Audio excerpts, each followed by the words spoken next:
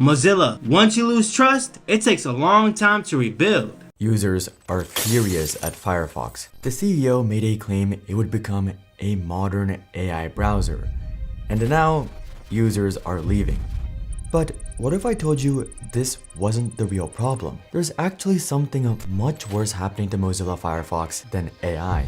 I don't know what could be happening that's much worse to Mozilla than AI, but I can speculate as to why they would even move towards AI in the first place. One of the things I would say is they're trying to improve efficiency in the workforce by utilizing AI. A second thing is them looking at the potential increase in their bottom line. And the third thing I would possibly say is they're probably getting pressured from investors. Because me and you both know investors are always trying to get their return on investment. Not just get the return on investment, but get it back times 10. That's the only way this type of move will make sense to me. Unless I'm missing other stuff. In 2025, Firefox had been gradually adding all kinds of AI features. They added a sidebar which lets you choose an LLM like ChatGPT, as well as highlight part of a page and ask it to summarize, explain, quiz, or more. Then they added Perplexity, the AI answer engine, to their search.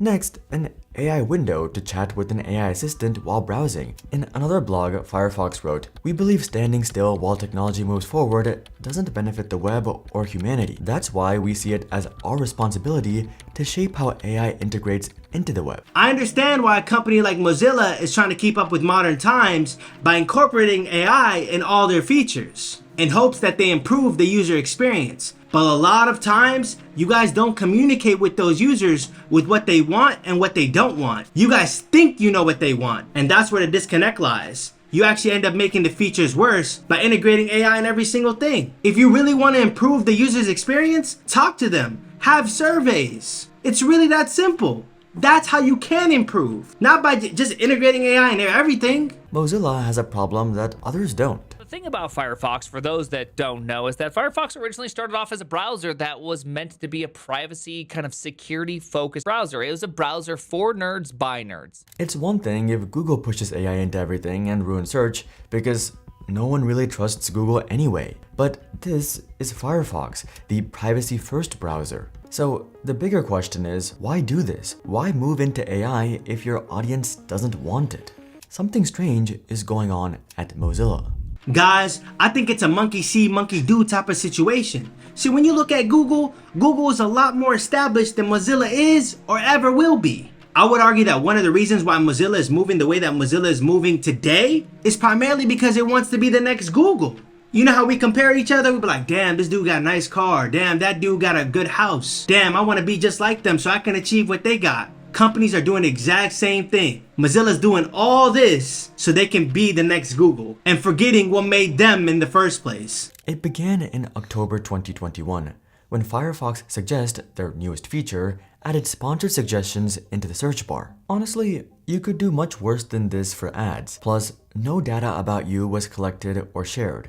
At least, that's what Mozilla implied. Though, some users weren't too happy about it. In particular, this feature was on by default, but that was just the beginning. That's actually not true. You know when you search on the internet, those search terms that are recommended along your search, who do you think put them there? Yeah, the company. They literally have a specialized algorithm that recommends those search terms, so that way you can click on one and it can make the company profit. You thought that was just recommendations? Nah, that was deliberately put there for a reason. And a lot of times the reason is monetary gain. You can Google it. I wouldn't lie to you guys. In July 2024, they added Privacy Preserving Attribution, or PPA, a more private way to track ad conversions like a sign-up or purchase without normal cross-site tracking. Sounds good, right? Well, it's still ad tracking in a more privacy-focused browser, and this got them in some hot water. In September that year, NOYB, a European Center for Privacy and Digital Rights, filed a complaint with the Austrian Data Protection Authority against Mozilla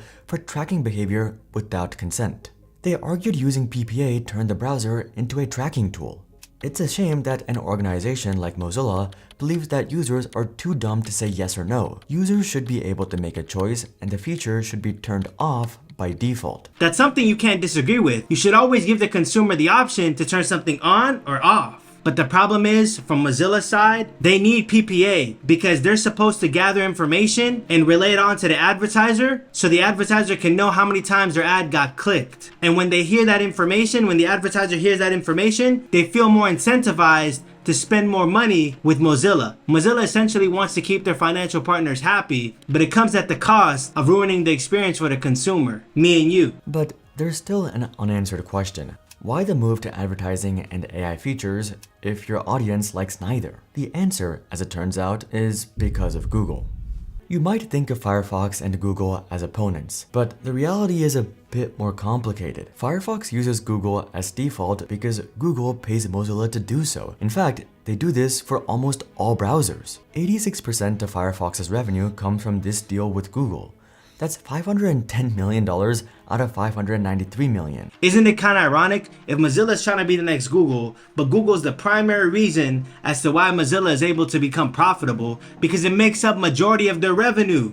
If I was Google, I would spot this play right there and then. I'm allocating capital to you guys, making majority of your revenue, allowing you guys to, function, and you guys are basically trying to find a way to overtake me? That's kind of what it is. If you're trying to be the next Google, you have to overtake them. But this is now at risk. Google was ruled a monopoly in an antitrust lawsuit, and it was doing so by paying other browsers billions to keep that spot. There's no official order yet, but if Google is prohibited from making these deals, then it's bad news for Firefox. Anthony told The Verge, "I do think we need revenue diversification away from Google, but I don't necessarily believe we need revenue diversification away from the browser."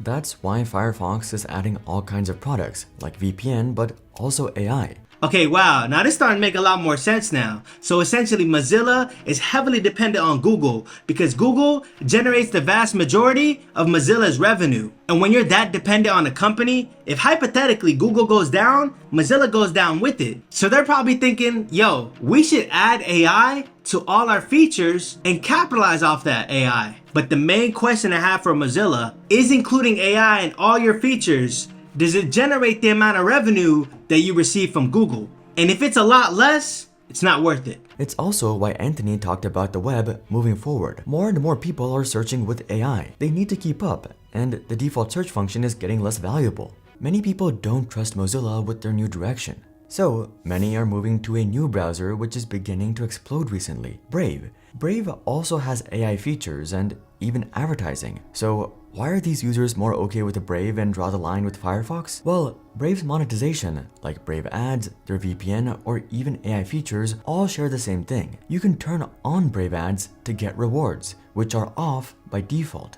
It's kind of crazy when you really think about it. So Mozilla's trying to integrate AI into all their features so they can enhance the user experience. But the users don't want it. And they keep pushing this AI that users don't want. So what happens? Trust starts to erode. And when trust starts to erode, the users start looking elsewhere towards Mozilla's competition. And when that competition has your users, they gain a competitive advantage, which makes them even more competitive.